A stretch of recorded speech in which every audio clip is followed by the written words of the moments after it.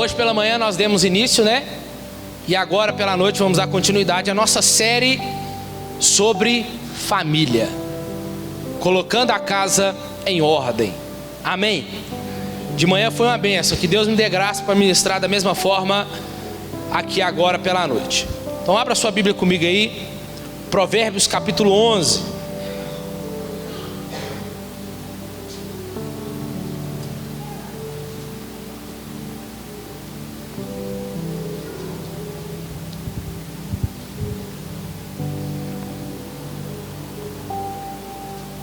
Só que antes de lermos, você deixa ela aberta aí. Eu quero dar uma pequena introdução aqui. Preciso que você preste bastante atenção. A necessidade de falar para a família. Quando nós pregamos expositivamente algumas séries, a gente sempre vai falar um pouquinho, mas nós vamos trabalhar dentro agora de forma mais precisa, de forma mais sucinta e peculiar dentro da família. Casais, filhos, pais, nós vamos trabalhar dessa forma. Então o tema de hoje será a importância da família. Família é uma instituição criada por Deus, e é claro que a família, como uma instituição, ela está com um sério problema. Nos anos 60, a sociedade popular abertamente declarou guerra aos ideais históricos do lar e da família. A rebelião foi repentinamente canonizada como uma virtude. O divórcio foi de fato aceito como uma coisa normal e não é mais combatido. A posição da mãe que fica em casa começou a ser caricaturado como um descuidado. Desde então a sociedade tem rápida e imprudentemente adotado os novos valores, filosofias educacionais e até mesmo regulamentos do governo que são hostis à família. A mídia popular, filmes, música, rádio, televisão e até mesmo notícias, jornais, têm agressivamente tentado normalizar tudo o que é aberrante e passa a celebrar tudo o que é disfuncional na cultura moderna, enquanto rebaixa a própria noção de famílias fortes e bem íntimas. A tolerância da nossa sociedade para com o aborto, a homossexualidade, pornografia e outros males apenas tem arruinado mais ainda a base moral da vida familiar. Naturalmente, as famílias estão se desintegrando rapidamente, e esta é uma séria ameaça a toda civilização. Porque a família nuclear, consistindo de pai, mãe e filhos, é a unidade social básica e, portanto, o exato fundamento da própria sociedade. Sem família não há sociedade. Isso é fato. Destrua os laços que unem a família e a comunidade de forma geral se desintegrará. E é isso que está acontecendo diante dos nossos olhos. Nós vamos assistir filmes hoje, totalmente de forma equivocada, tem nos apresentado. Divórcios têm sido banais acontecendo, mostrando para nós que é tranquilo, não tem problema. O adultério normalizado. Porque o casal bonitinho ali, cheio de crises, cheio de problemas, qual que é a primeira porta a se abrir? A porta do divórcio. Vamos separar, aí separa, aí lá no filme parece que é tudo mil maravilhas, né? O divórcio acontecendo, tá tudo certo, não tem problema, aconteceu, cada um pro seu lado e vambora. E os filhos, nada acontece com os filhos, parece que os filhos saem ilesos de um divórcio, porque os filhos parece que fica bem. E aí quando você vai ver, o que acontece é o quê?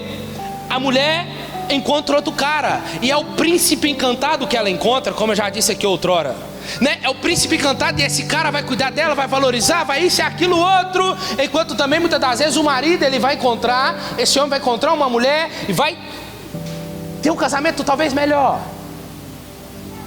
Mas a gente nunca vai ver no filme ensinando sobre perdão, ensinando sobre reconciliação, mas sempre vai ensinar para nós que a primeira porta a se abrir é o divórcio. É isso que nós temos visto em filmes. casamentos totalmente desmantelados, famílias totalmente desfiguradas. E aí o que nós vemos? Laços de família sendo destruídos. E a gente sabe que do lado de cá, da vida real, não é assim bem as coisas que acontecem.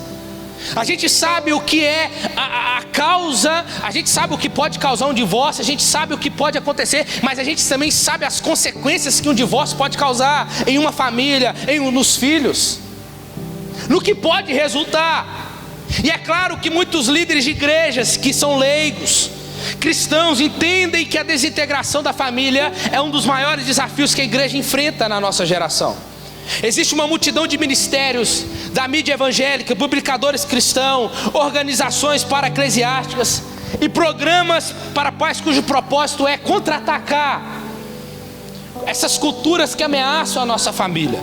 Alguns esperam resolver o problema por meios políticos e legislativos. Outros pensam que a melhor maneira para influenciar é o quê? Entrando na cultura, através da arte, mídia, educação, sim, fato. E ainda outros crer num cuidadoso treinamento em técnicas de criar filhos, em que as mães e pais precisam de mais métodos de disciplina, sistemas para ensinar e ter responsabilidades. E o que nós vamos ver é que todas essas coisas são boas e úteis na medida apropriada. Mas a melhor e mais importante maneira que os cristãos devem buscar reagir, para reagir às tendências de uma sociedade hostil à família, é fazendo o quê? É fazendo da palavra de Deus o centro e o foco da família. O mais profundo e duradouro impacto que nós podemos fazer na sociedade começa com o fortalecimento das nossas próprias famílias.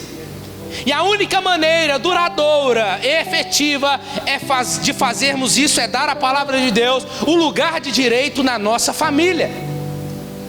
Afinal de contas, quando Deus esboçou o seu plano para Israel, para as famílias de Israel, esta era a essência ali, inteira do seu projeto de criação de filhos na vida do lar. E a palavra de Deus era para ser central em cada aspecto da família. Ela foi dada para ser o principal assunto da instrução dos pais para os filhos e para toda a família. Deuteronômio 6:6. O Oxemá Israel, disse o Senhor para Moisés: Moisés, diga para o meu povo: ouve, ó Israel, o Senhor teu Deus. Pega essas palavras e ata elas no teu coração, e delas você falarás andando, você falarás ao deitar, você falarás ao sentar. Coloque nos umbrais a porta para você não se esquecer, e na testa, como um sinal que de fato vocês são uma família alicerçada na palavra.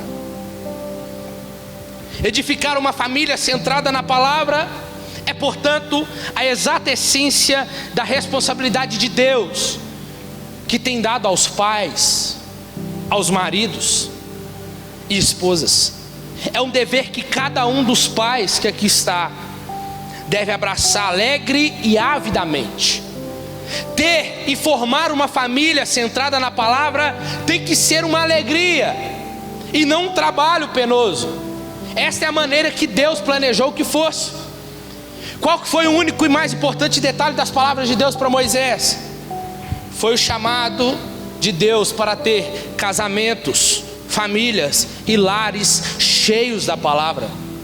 Esse chamado é declarado por Paulo no Novo Testamento, e eu creio que ele representa a ordem de marchar da parte de Deus do céu para nós. A obediência a esse chamado é a única chave que destrancará a porta para um casamento tranquilo, uma família feliz e um lar cheio de alegria. Todavia, por mais estranho que possa parecer, este mesmo conceito é estranho para a maioria do povo de Deus nessa geração.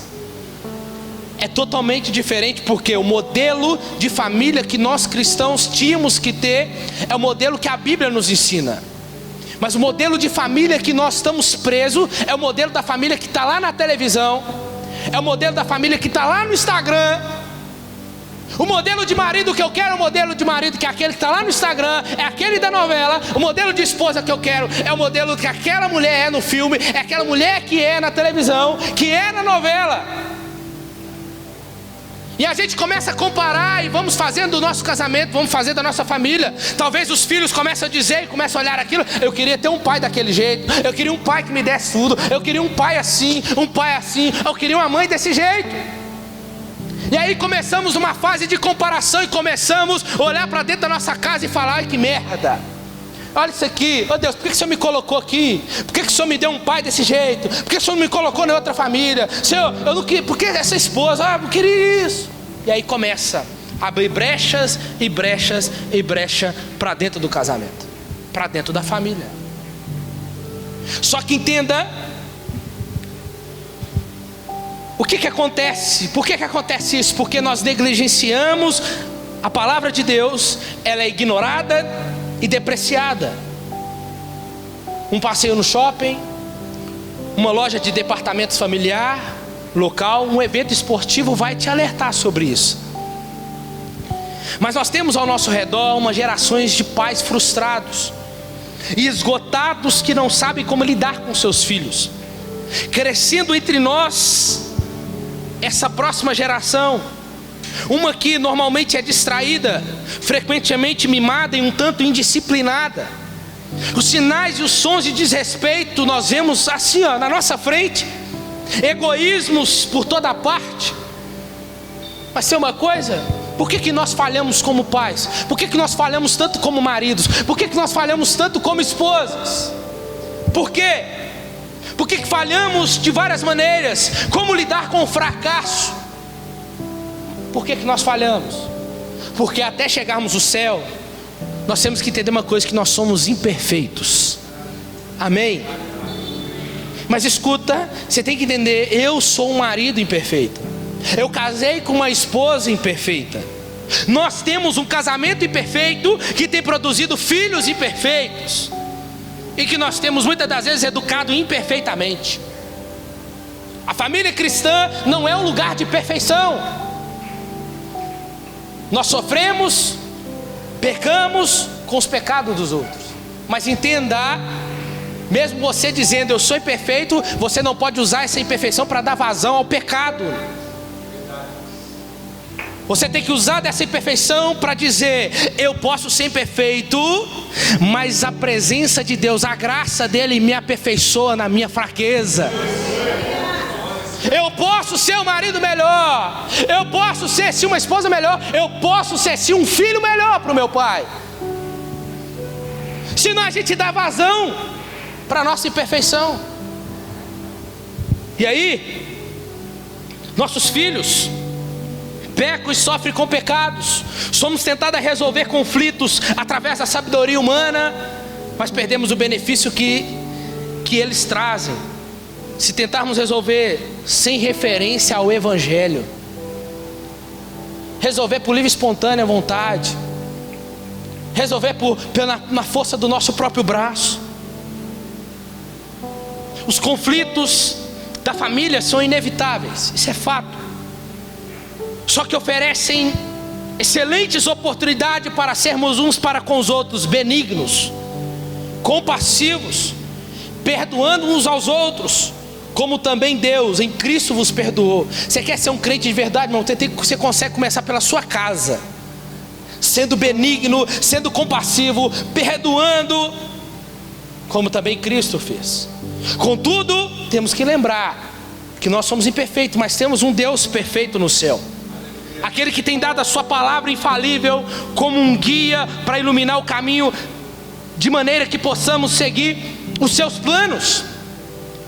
E este plano é ter um estilo de vida cheio da palavra. E é isto que nós temos encontrado e podemos encontrar na palavra de Deus. Então nessa série que nós vamos ter, seremos instruídos e também desafiados pelas escrituras acerca da família. E pela graça de Deus, você vai ser atraído a desejar uma vida cheia da palavra. Tem alguém aqui? A ter uma família cheia da palavra, a ter um lar cheio da palavra, amém? Assim ser cheio da palavra como um homem, uma mulher, um casamento cheio da palavra como marido ou esposa, terão filhos, uma família cheia da palavra como um pai e uma mãe, uma vida de oração cheia da palavra, como um coração unido, coração e mente. E a minha profunda oração é que você escolherá, você pode sair daqui hoje, escolhendo renovar, recomeçar, ou começar pela primeira vez, deixando a palavra de Deus encher totalmente a sua vida. Famílias abençoadas não existem pelo nosso próprio poder. Em vez disso, elas têm um significado histórico que vem de Deus. A família não surgiu por nossa própria decisão, não, mas foi pela decisão de Deus. Na família reside o desejo de Deus. Irmãos, se nós vivemos em família, se nós amamos a nossa família, amamos estar em família, entenda, você tem sido de fato, você tem feito a vontade de Deus. A maioria das pessoas que conhecemos querem ter uma família abençoada. Você quer ter uma família abençoada? Elas querem um casamento perfeito, elas querem que seus filhos amem o Senhor e uns aos outros, elas querem que todos na família tenham sucesso na vida, à medida que elas identificam os seus dons e vocações particulares e crescem todo o seu potencial em Deus. A boa notícia é que o Senhor também quer isso para todos nós. Amém? E alguns pontos importantes a observar aqui. A família nasceu no coração de Deus. Gênesis 2:18. Não foi Adão quem primeiro pensou em uma esposa e nos filhos. Foi Deus que tomou a iniciativa. Deus observou a solidão de Adão. Deus entendeu a solidão de Adão e ele solucionou a solidão de Adão. O casamento se originou no interior de Deus, por isso é fundamental. Quando o lar se destrói, o coração de Deus é ferido. Essa é a razão básica porque Satanás ataca a família, porque ele odeia os planos de Deus. Família é um projeto de Deus. Amém? Eu quero deixar bem claro aqui: família, homem, mulher. Amém? Amém. Outra coisa, Deus criou a família como a solução de um problema. O problema de Adão era a solidão. A família atual, em vez de ser solução, tem se tornado geradora de múltiplos problemas. Os problemas mais comuns das famílias são infidelidade conjugal, a falta de amor, ciúmes entre cônjuges e filhos, violência física ou verbal, as drogas e desobediência dos filhos. Em vez de as famílias, Deus criou a família para ser a solução de um problema. Em vez de nós sermos a solução de um problema, até mesmo para a nossa sociedade, estamos sendo o quê? Geradora de múltiplos problemas. E eu falo de crente, famílias cristãs,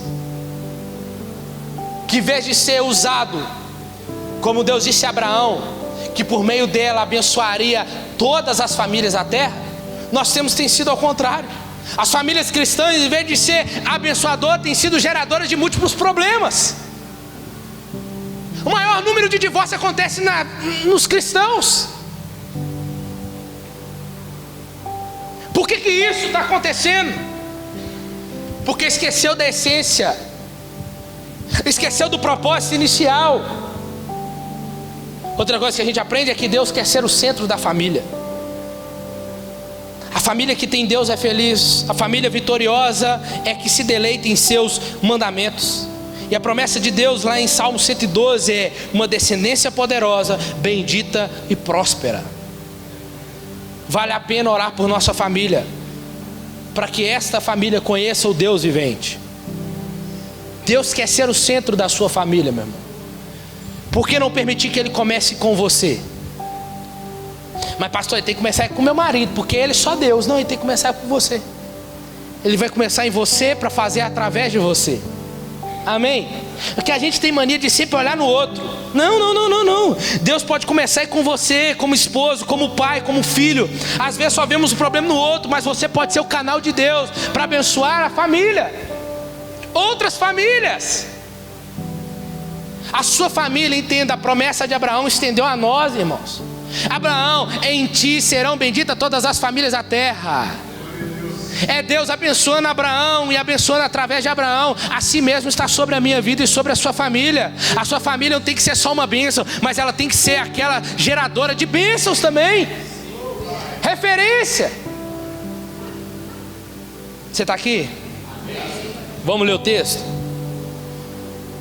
Olha aí, Provérbios 11, 29. Quem dirige mal a sua casa acaba sem nada. Quem não tem juízo será sempre escravo de quem é sábio. Vamos lá. Só aí. Receber o vento por herança é herdar do nada. Aqueles que causam problemas à sua família herdarão somente o vento. É isso que ele está dizendo aqui. Não terão respeito e nem a gratidão dos seus entes queridos. Obrigado. Estes estarão condenados a viver na solidão e na miséria. Nada é mais perigoso para o futuro do que destruir a própria família. Aqueles que transtornam a sua própria casa não encontrarão abrigo nem no dia da tempestade. Aqueles que infernizam a família não encontrarão amparo no dia da calamidade. O que ele está querendo dizer aqui? Que a família é este lugar de abrigo. A família é este lugar de refúgio. Irmão, você tem que entender que o seu lar, a sua família, a sua casa tem que ser esse lugar onde você tem que repousar, tem vontade de voltar, tem vontade de descansar. Não é o trabalho que tem que ser seu lar, não é a escola, não são os amigos lá fora que tem que ser seu lar. É a sua casa, é a sua família que tem que ser o lugar onde você se sente bem. É o lugar onde você se sente abrigado, fortalecido. É o seu lugar de refúgio. É onde você está dando quase a hora, você não veja a hora de ir para casa. Os filhos que estão aqui, a mesma coisa. Este lugar tem que ser o seu lugar, aonde você vai encontrar abrigo no dia da tempestade, amparo no dia da calamidade. Se não, irmãos, nós teremos que alimentar de pó, receber o vento como herança. O insensato que não investe na família, antes luta para destruí-la com as próprias mãos, e acabará servo do sábio do coração. Suas bravatas se desfarão como água, e a sua tola arrogância baixará a sua crista. Nessa hora, é o que ele termina dizendo: o jugo da escravidão lhe esfolará o pescoço, pois desprezou tanto a família como a sabedoria. O texto em tela aqui é um alerta para nós, que nós precisamos investir na nossa família, para não termos apenas o vento como herança. Precisamos buscar sabedoria para não sermos escravos dos sábios. Aquele que não cuida da sua família, diz Paulo, é pior do que o incrédulo. Nossa casa precisa ser o primeiro território da nossa generosidade. Paulo diz: qualquer pessoa que não cuida dos seus parentes, da sua família, especialmente da sua própria casa, este negou a fé e é pior do que o descrente. Muitas pessoas só valorizam a família em termos emocionais, quando está tudo bem. Gostam de ir visitar as famílias, gostam de estar junto com os irmãos, visitar os pais, só quando está tudo bem. O problema dessa avaliação é que, para quem pensa dessa forma, a família é boa somente quando as circunstâncias respaldam em sentimentos positivos. Quando há crises, dificuldades de relacionamento ou qualquer outro desgaste nas emoções, para os tais, o valor da família fica seriamente comprometido. Não, ali eu não vou não, acabou para mim. Atribuir ao lar apenas valor sentimental pode ser muito traiçoeiro. Precisamos ir além, irmãos, e entender o valor que Deus dá à família. Somente com isso é possível trabalhar melhor o emocional, permitindo que se alinhe o que as Escrituras nos ensinam. A gente fala de perdão. Eu falei pela manhã aqui, se a gente for pelo emocional, a gente não perdoa o marido, a gente não perdoa a esposa, a gente não perdoa os filhos não perdoam os pais. e vai cada um vivendo do seu jeito. Mas não é sobre o que você sente ou deixa de sentir. Você é crente, você é cristão. Perdão é uma escolha, perdão é uma obrigação minha e sua. Se você quer ir para o céu, é obrigação. Eu esperar sentir, na hora que eu sentir eu vou lá e perdoo. Não, você nunca vai sentir. Nunca.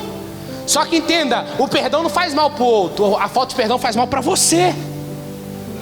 Porque ela vai gerando raiz de amargura, como diz o próprio Jesus, e vai te matando por dentro.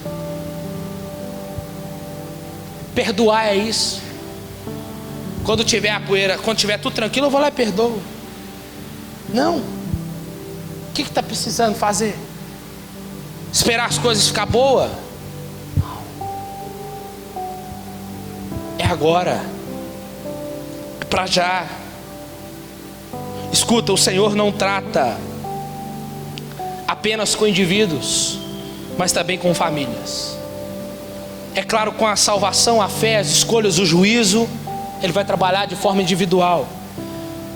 Porque Paulo diz: a cada um de nós prestará conta de si mesmo diante de Deus. Contudo, no que se refere a propósito e não responsabilidade, a Bíblia apresenta um Deus que pensa em termos familiares.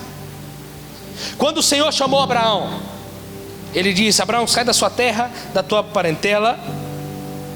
O Senhor está tratando com ele, com o indivíduo, mas também enfocava a sua família. E da casa do teu pai vai para a terra que te mostrarei, farei de ti uma grande nação, abençoarei-te e abençoarei aqueles que te abençoarem, para que você seja uma bênção. Em você serão benditas todas as famílias da terra.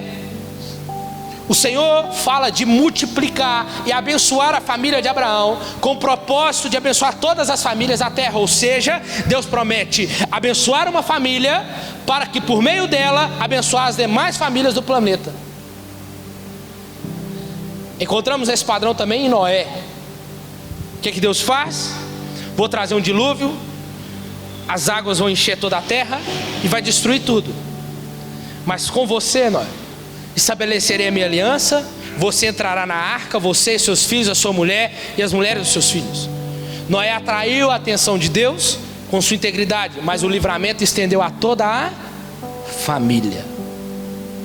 As Escrituras mostram que Deus não somente abençoa a família, mas também a vê como uma bênção a ser oferecida para a humanidade.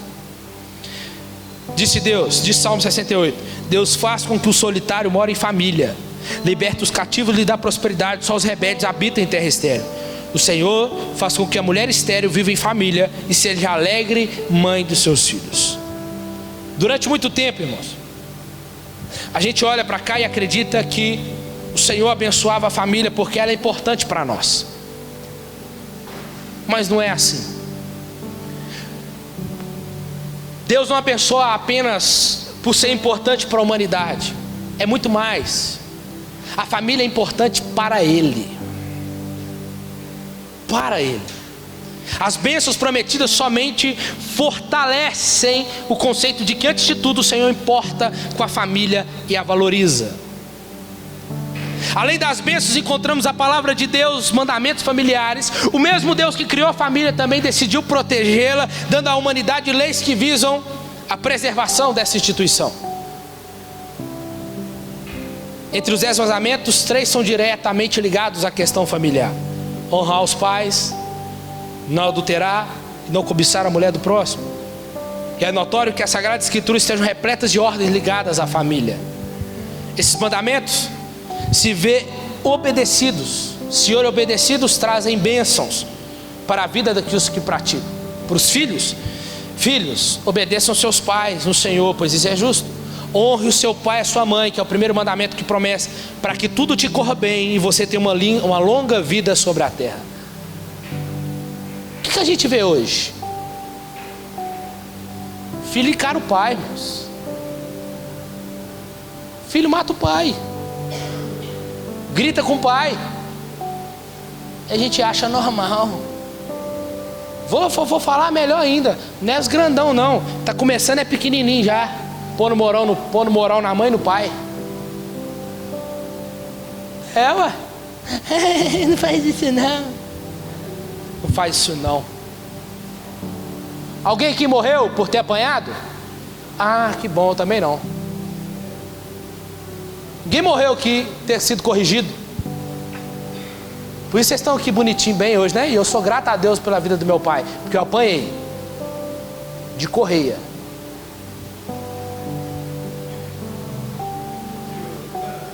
Aí, tá vendo? Então o que acontece? Só que hoje, o dia que meu irmão tentou encarar meu pai deu um soco e vai parar na parede. Meu pai, você tá achando que você é o quê?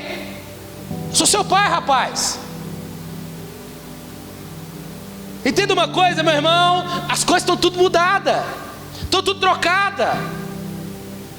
A gente vê um tanto de menino novo morrendo aí por causa de quê? Porque não honrou o pai, porque não honrou a mãe, porque não aprendeu a obedecer o pai e a mãe, a respeitar o pai e a mãe. Sai de casa, acha que já é pronto, dono do nariz também, né? Aí volta, quer achar que é... A escala de valores hoje de muitos cristãos está invertida. Alguns vivem de modo desordenado, porque desconhecem o que as escrituras ensinam a respeito de determinado assunto. Outros fazem porque, mesmo tendo as prioridades devidamente ordenadas mentalmente, não conseguem mantê-las na prática. E eu quero dar um recado aqui para os maridos também, para as esposas que estão aqui. Deixa eu falar para vocês uma coisa. Eu falei pela manhã, mas eu nem lembro qual hora que eu entrei ali para falar. Deixa eu falar para vocês uma coisa. É porque vai ter as partes dos capítulos da série, né? Para a gente falar de forma mais precisa. Mas deixa eu falar para vocês uma coisa. Você, marido que está aqui, o seu filho não é mais importante na sua casa. É a sua esposa. Esposa que está aqui, não é seus filhos que são mais importantes para você na sua casa. É seu marido. Amém? Mas que é isso? Não. Sabe por causa de quê? Porque amanhã eles vão casar. Você está aqui, ó. Você casou um dia, onde sua mãe e seu pai tá? Tá lá. Vocês vão casar e vão embora. Quem que vai ficar? Só vocês dois. E talvez não tem diálogo, porque nunca parou para conversar. Num dia eu lembro do Cláudio Duarte contando isso aqui. Ele contou, falando assim, que um dia o menino foi gritar com a mãe dele. Na hora ele apareceu, não grita com a minha mulher não. Você tá achando que você é quem? É isso. É sobre isso. Lá na sua casa, o seu marido é mais importante do que o seu filho. A sua esposa é mais importante do que seus filhos. Pastor, é incoerente. Não é, é bíblico. Porque eles vão embora e vocês vão ficar lá. Aí você deixa de cuidar da sua esposa, você deixa de cuidar do seu marido e vai ficar dando atenção só aos seus filhos. E amanhã vai sobrar o quê para o seu casamento? Vai sobrar o quê para o seu marido? Vai sobrar o quê para a sua esposa? Nada. E vocês têm que ser, nós temos que ser referência para os nossos filhos. Não é a novela, não é os filmes. Temos que ser referência para eles dentro de casa. Olha lá meu pai, ó. Eu quero proteger a minha esposa, como meu pai fez aqui, ó. É isso aí, ó. Eu quero amar a minha esposa assim como meu pai ama a minha mãe. Zelar por ela, cuidar dela, amar ela. Olha minha mãe, eu quero ter uma esposa igual parecida com a minha mãe. Na forma de amar, na forma que cuida do meu pai, na forma que zela pela casa. É assim que eu quero. Senão fica lá buscando comparação lá, ó, lá nas novelas. Mentira. Porque o marido bom é sempre lá, né? O das novelas. O marido bom é sempre dos filmes. A esposa boa é sempre a dos filmes. Os filhos mais bonitos são os dos filmes. Não, meu irmão, a família mais linda é a sua. O marido mais bonito é o seu. A esposa mais bonita é a sua. E os filhos que vai te dar mais orgulho são os seus. Amém, maridos? Amém, esposas? Faça isso que vai dar tudo certo. O que você fez aí? Olha lá isso, dá mole aqui. Irmãos, nós temos que fazer isso. Porque senão seus pais estão lá, ó, sozinhos os dois já. É ou não é? Laninha e Natália viajam lá, ó. Vai lá pra casa dos pais, né? Olha lá, tá lá um cuidando do outro. E os filhos? Tudo pro lado de cá. E aí? Vai ficar como o negócio em casa? Não sabe conversar? Não sabe nem como quer dar carinho no outro, dar atenção pro outro, porque tudo era para eles, pros filhos. Não. Vamos valorizar. Valorize o seu casamento. Pastor, mas é difícil. Não, caça um lugar para deixar os meninos e vamos embora passear, passar um tempo junto, assistir um filme junto. É ou não é? Nós vamos falar isso aqui mais para frente. Mas a família cristã tem que ser exemplo, tem que ser uma referência, vivendo nas condições comuns da vida, a partir da graça extraordinária do Evangelho. E isso não é apenas para as famílias como pai e mãe, porque há dezenas de pais e mães solteiros que estão honrando a Deus em seus lares, e muitos avós que estão bravamente criando seus netos. Glória a Deus pela vida deles. Meu pai já falou que não corrige Cecília não. Falei, não, ela tem um tanto de vô, eu vou ser o vô ruim. Aqui ó, já corrigiu vocês resolvem aí. Mas infelizmente tem uns avós que vai fazer esse papel, que vai ser pai também na vida dos netos. Irmãos, a família é o palco das nossas maiores alegrias e também um cenário das nossas dores mais profundas.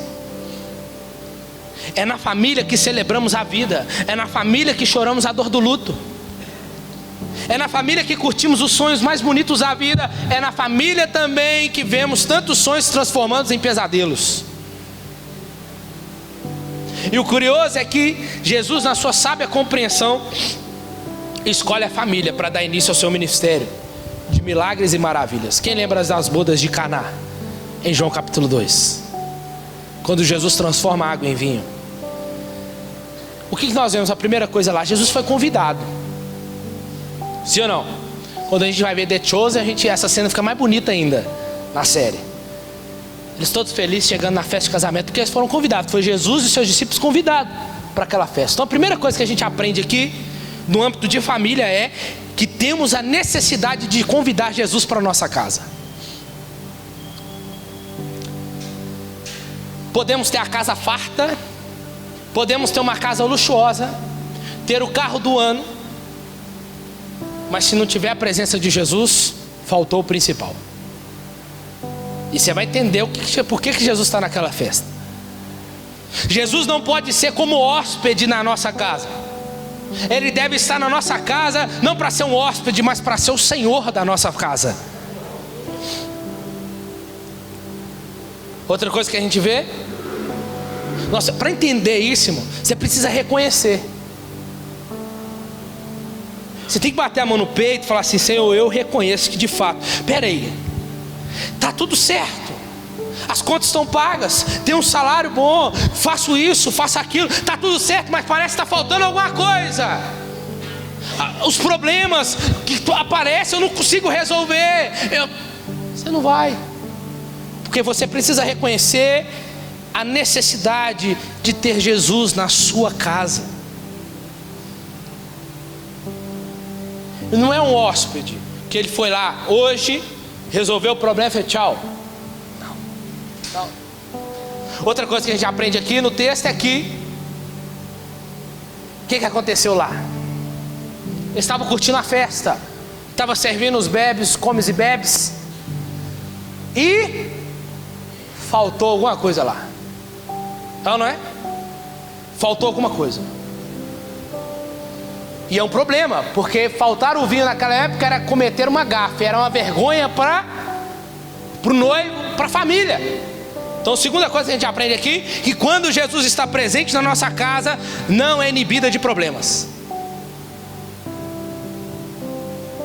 Isso é lindo. Porque o que nos ensina? Que nós não estamos blindados com os problemas da vida. Na casa de um crente chega doença, chega problemas financeiros, chega dificuldades. Em Caná da Galileia o vinho acabou. Vai ter briga, vai ter discussão, vai acontecer. Mas mesmo Jesus estando presente, o vinho é um símbolo de alegria na Bíblia. Então mesmo Jesus estando presente, a alegria pode faltar. Mesmo sendo cristãos, estamos sujeitos a passar por dificuldade dentro da nossa casa. Mas agora você vai entender a importância de Jesus estar lá. E aí sabe o que vai acontecer? Maria, olha lá, achou o problema. Maria foi a primeira a chegar lá. O que aconteceu? Faltou, o vinho acabou. E agora? O que Maria fez? Identificou o problema. O que nós precisamos fazer na nossa casa? Identificar o problema. Mas o que a gente gosta de fazer? Alargar o problema. Não é? Contar para quem não era para ter contado. Contar principalmente para quem tem inveja de sua família, de sua casa, doida para ver ela se ruir. A gente quer tentar se resolver de todos os jeitos, de todas as formas. Mas entenda, é procurar onde está a causa. Nós temos que procurar, ou encontrar e fazer um diagnóstico e preventivamente tratar aquilo. Por que a gente está brigando tanto? Por quê?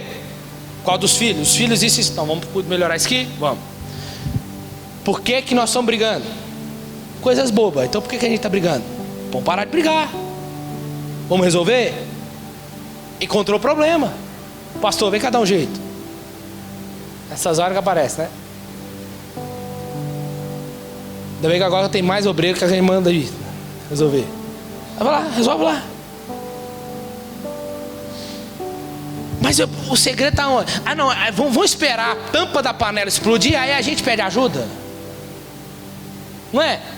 É esperar os filhos descambar pro resto fora para a gente pedir ajuda. Vou esperar o casamento ficar aqui, ó, aqui assim, aí a gente pede ajuda? Poxa, já sabe o problema, tem que reconhecer, diagnosticar. Escuta uma coisa, os maiores impérios do mundo foram derrotados, não por causa do poderio militar ou político de mais alguém, mas porque eles se tornaram vulneráveis quando pararam de dar atenção para aquilo que estava acontecendo no lar. O que está acontecendo no seu lar, irmãos? Identifica o problema. O lar não é apenas uma estrutura física onde a família mora. Não é apenas o endereço de retorno do seu correio ou lugar onde se estaciona o carro à noite. Deus concebeu o lar para constituir uma parte central da nossa vida. Achou o problema? Vamos resolver. Vamos cuidar. Os maridos que estão aqui principalmente, que é o mais difícil, é reconhecer que precisa de ajuda. Se precisar sentar para fazer uma terapia de casal, vai sentar e vai fazer. Se você quer salvar seu casamento, vai sentar e vai fazer. A esposa também que quer salvar seu casamento, que quer honrar o Senhor no casamento, tem que reconhecer também que precisa de ajuda. Os filhos da mesma forma. É identificar o problema e tratar, e não ficar esperando. Ó, você viu fulano? Acabou. O que aconteceu? Ó, não estou sabendo de nada. Por quê? Porque ou o pastor é o primeiro a saber, ou ele é o último a saber, quando já aconteceu tudo. E na maioria das vezes, sempre aos membros da igreja já está todo mundo sabendo, mas ninguém teve coragem de contar para o pastor. Estou abrindo a boca aqui para falar, porque aconteceu isso aqui já. Não falo só em âmbito de casamento, não, eu falo de pessoas.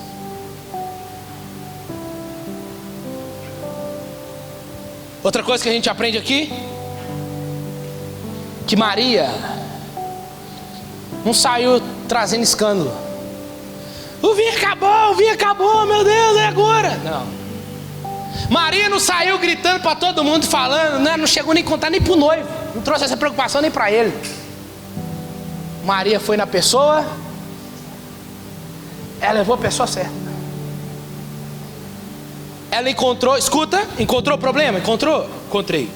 Uma vez identificado o problema, em vez de levarmos, queremos resolver, o que a gente vai fazer? Não, vamos largar o problema. Maria podia ter feito isso, sim ou não? Vou contar para o noivo. Ele tem que resolver, a responsabilidade é dele. Mas não. Escuta, há uma necessidade de levar aquilo que está nos afligindo a Jesus. Levar a Jesus. Não é para contar para quem você não é para contar. Tem coisas que não é para você contar para quem não vai te ajudar a resolver. Para que você conta? Vai te ajudar a resolver? Não, então não conta.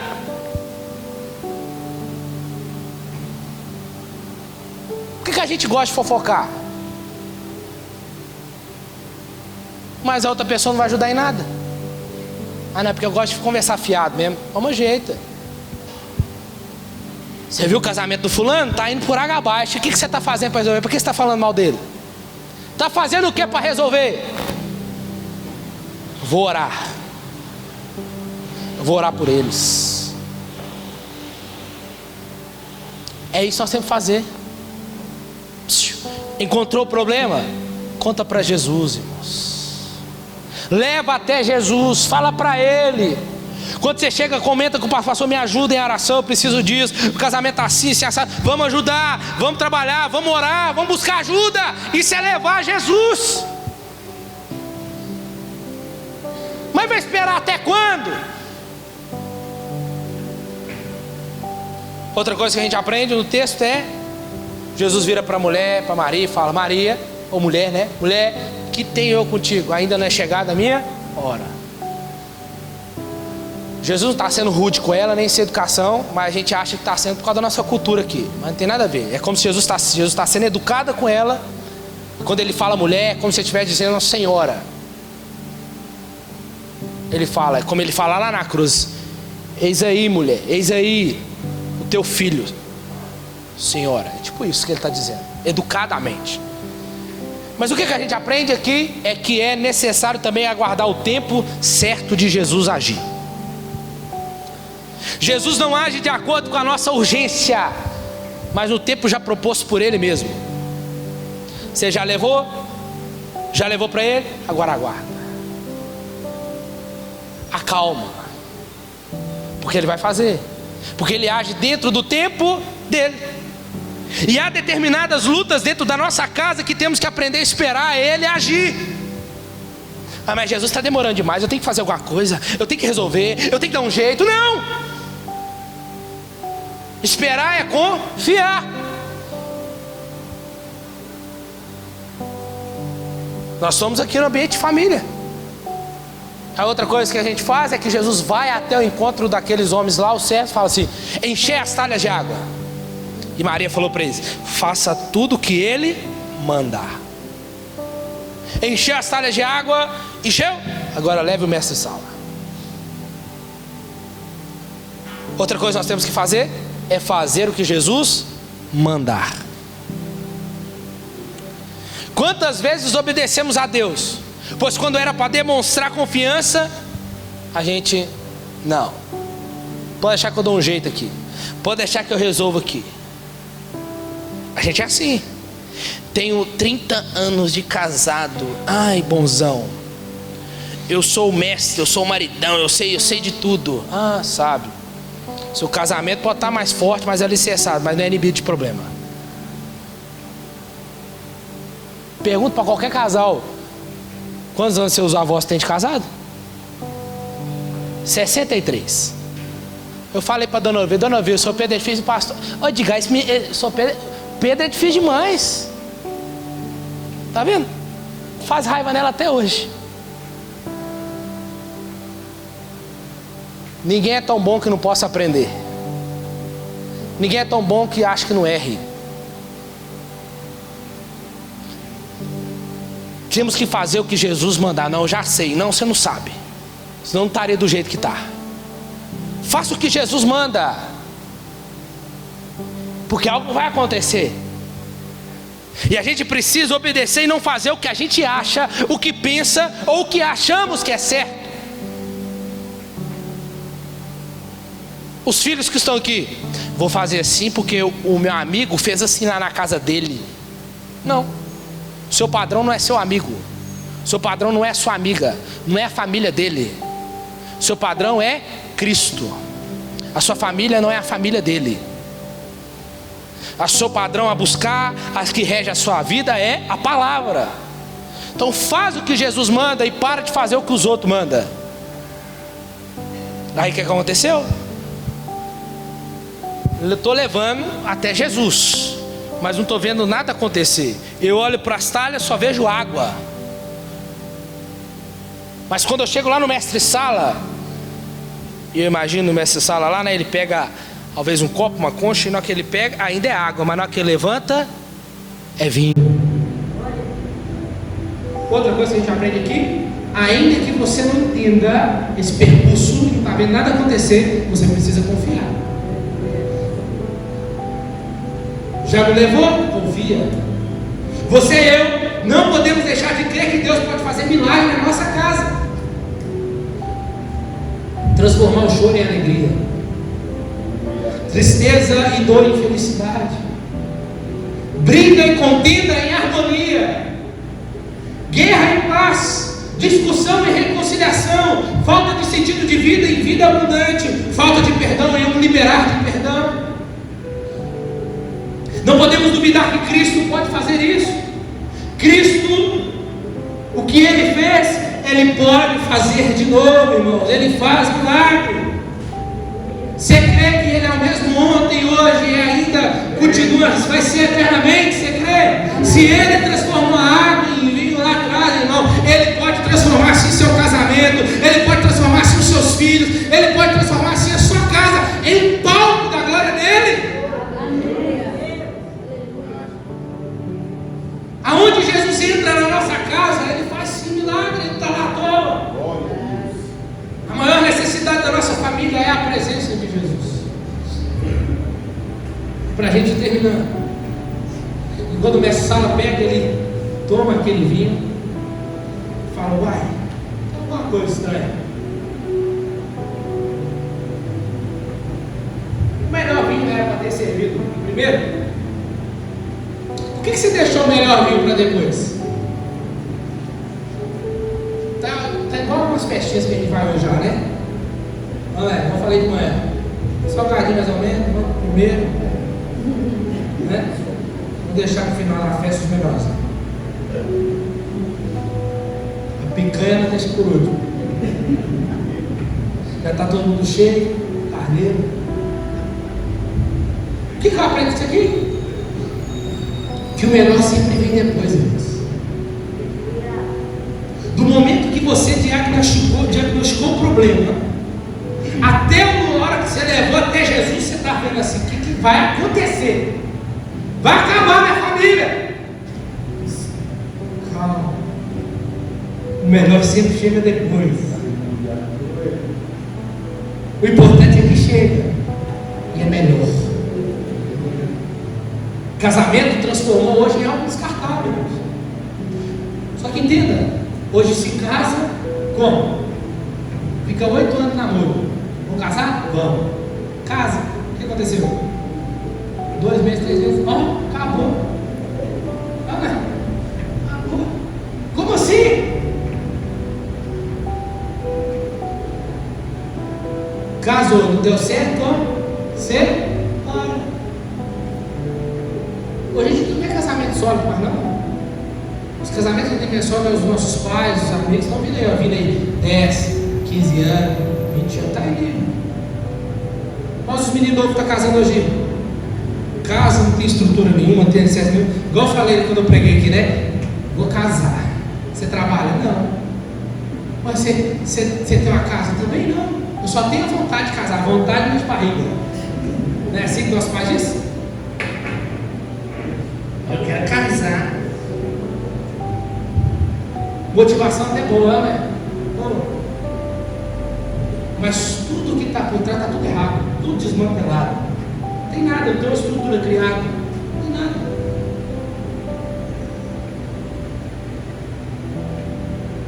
Aí se transforma o quê? Um casamento que entra para dentro de um lugar sem instrução nenhuma. Mas também, casamento transformou água descartável. E eu falo isso dentro da própria aqui, ó, do cristianismo. O maior número de divórcios é no meio cristão. Quando Jesus realiza um milagre na nossa vida, irmãos, o melhor vem sempre depois disso. Não desista do seu casamento. Não desista da sua família, independente da crise que está. Não desista dos seus filhos. Filhos, não desistem dos seus pais. Creia que o melhor vem depois. Se você levou até Jesus, confia. Mesmo não entendendo nada, confia. Um casamento em crise não precisa fechar as portas e pensar em divórcio. É a primeira coisa que vai brigar, discutir. Você sai de casa. Eu vou falar aqui, o maridão fala isso, você tem que aprender a virar homem. Vou sair de casa. Não é assim que resolve o problema? É assim que resolve a situação? Não é assim não. Você não é mais menino mais não, você não é criança mais não.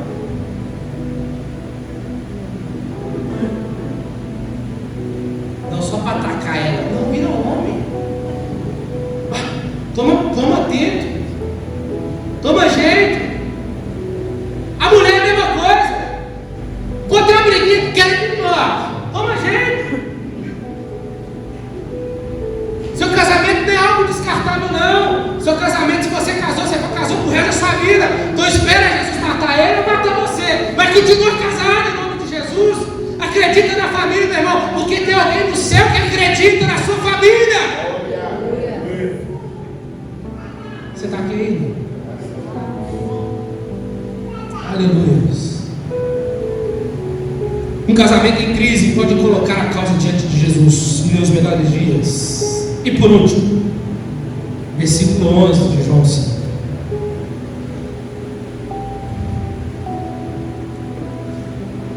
Diz assim: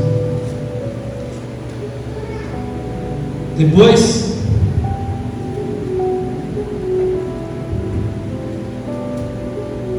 diz assim,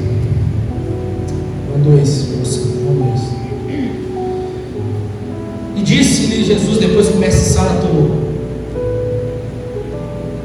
com este deu Jesus princípio aos seus sinais em Caná da Galileia, e manifestou a sua glória, os seus discípulos creram nele. Escute isso aqui.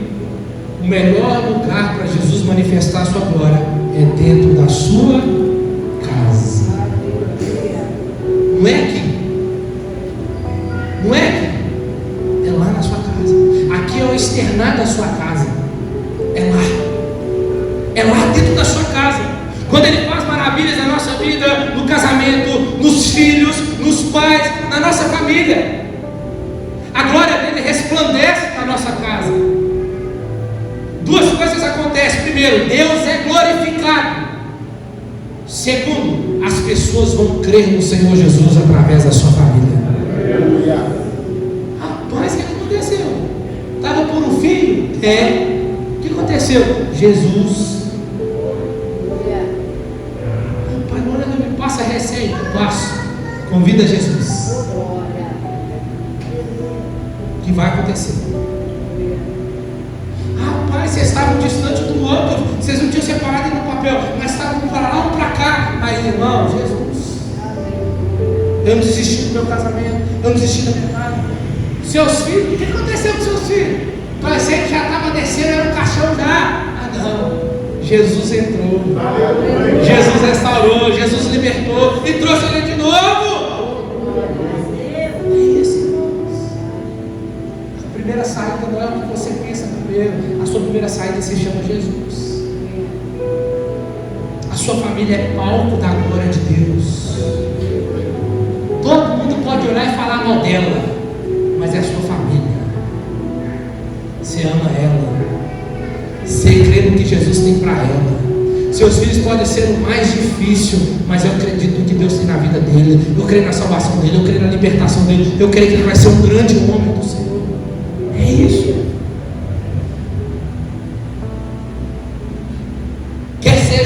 mansão, uma habitação de qualquer espécie, torna-se um lar quando as pessoas passam o tempo juntas ali. O lar é para ser um lugar protetor, no qual os membros da família edificam relacionamentos saudáveis uns para com os outros, aprendendo, rindo, crescendo juntos e construindo um senso de identidade e comunidade no qual uma sociedade é formada. Os melhores filhos têm que ser os nossos, os melhores advogados, os melhores profissionais têm que ser os nossos filhos. Você crê nisso? Estou falando de soberba não, porque tem que ser, nós temos que ser referência para essa sociedade e fora. Os lares, os nossos maridos, os nossos esposos têm que ser os melhores, as melhores famílias. Temos que ser exemplo, referência para eles olharem para aqui para dentro e não nós olhar daqui para fora. É eles olharem. Tem algo diferente nisso. Lá é onde o coração é formado, lá é onde o coração está. No lar, nosso coração pode ser ferido ou endurecido por causa do que experimentamos ali, ou pode ser fortalecido, tornando-se seguro, sensível por causa do que acontece ali. É tempo de valorizarmos o nosso lar. Quando separamos tempo para a nossa família, a presença de Deus nos encontra ali. Eu diga, como podemos fazer de nossa casa um verdadeiro lar? Faça de Deus o seu alicerce, a sua fundação. Faça de Deus um construtor. Se o Senhor não edificar a casa, em vão vigia o sentinela. Faça de Deus o sentinela. Faça de Deus a força unificadora. E faça de Deus o seu refúgio. Se quisermos proteger o nosso lar, nosso casamento, a nossa família, desfrutar do potencial escondido que estamos perdendo e restaurar um princípio ali fundamental que o próprio Senhor já estabeleceu há milhares de anos. Os cristãos amam a ideia de famílias, onde as pessoas amam e honram a Deus e vivam juntos, crescendo em graça. As famílias cristãs, mas as famílias cristãs que amam a Deus e ao próximo não existem como uma abstração, longe disso. Elas não são um ideal no mundo de ideais. As famílias cristãs comuns existem apenas quando pessoas reais, de carne e osso, entregam as suas vidas como sacrifícios vivos. Essas famílias são argumentos poderosos a favor da verdade e da beleza da fé em Jesus. Deus é a favor da família, Deus. Seja também a favor da sua. Marido, a sua esposa não é sua inimiga. Esposas, o seu marido não é seu inimigo. Acaba com esse ambiente de guerra. Muitos de vocês vai ter que dar um passo para trás e olhar: pera aí, o que está acontecendo? Seus filhos não são seus inimigos. Os nossos inimigos, potestade e principados que estão trabalhando em todo momento para destruir a nossa família. Amém? Seja a favor da sua família. Fica de pé no seu lugar.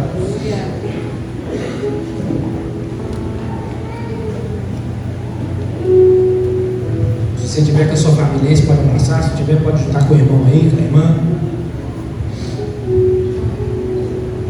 Pai, em nome de Jesus, ore por sua família nesse momento aí.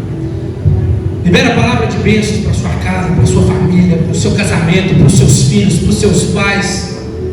Pai, em nome de Jesus, estamos aqui nessa noite. Obrigado pela tua palavra, obrigado, Pai, pela fidelidade, Pai, que é na tua palavra, onde nós podemos buscar de tudo para a nossa vida, conselhos. Deus, estamos aqui